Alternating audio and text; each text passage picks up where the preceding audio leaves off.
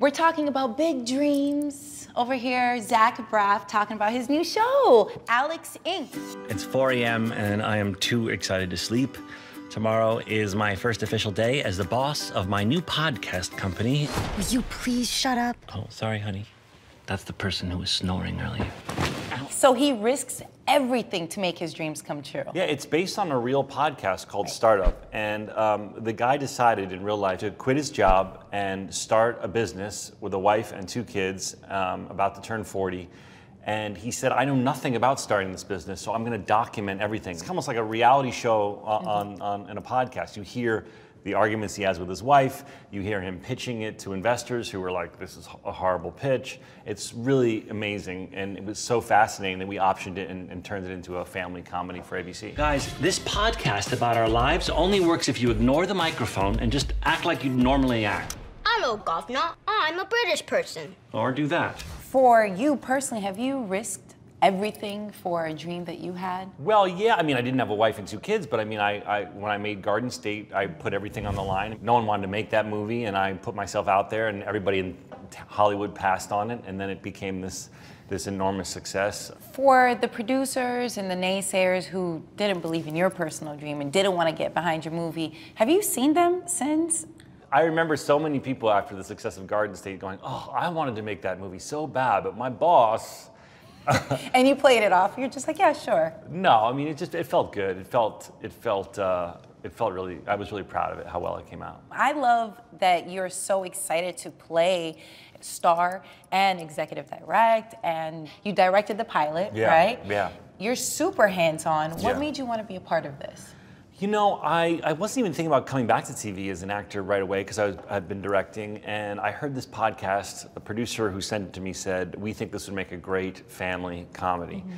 It kept coming up that everyone kept saying, you know, there's so much content that we all love and we're all binging on TV, but none of it you can watch with your kids. Right.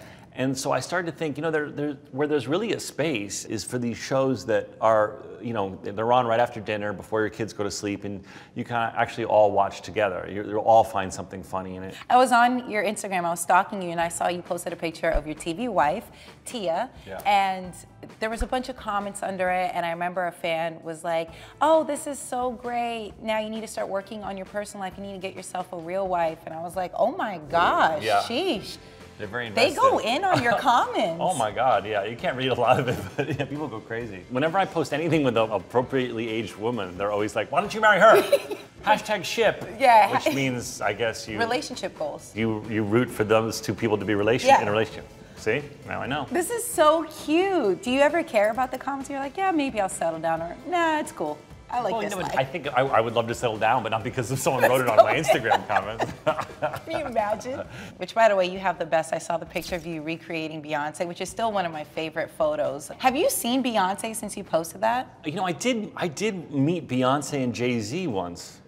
Yeah. Oh my God, look at this. Whoa. Oh my God. God. You lifted hand. This is, hey. Oh my God, this is the best interview ever now. Ever. What a scary job to have. We're on the 45th floor. This is the 45th floor. I mean, they're tied in to that thing. God. But what happens if that thing falls? It's over. Oh man, now I'm gonna be anxious for the rest of this interview. So Zach, we have questions in this beautiful mug right here. And all you have to do is pick out a question, read it to us, and tell us who left the question for you, because these have been left behind by celebrities and guests that have been here on the Stoop. Now this person didn't leave it for me specifically. No, it just... I like to think they did, because it's from Deepak Chopra. What are you grateful for? I am so grateful for my family, because they're the most important thing to me. Now more than ever, as my parents get a little bit older, I'm so appreciative and grateful for all the support and love they've given me. Thank you, Deepak. Then he wrote also, Zach, so much of my spirituality has come from watching your art.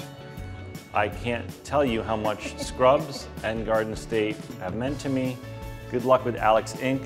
I think it looks like the best show coming out on TV. Deepak, sweetheart. Thank you.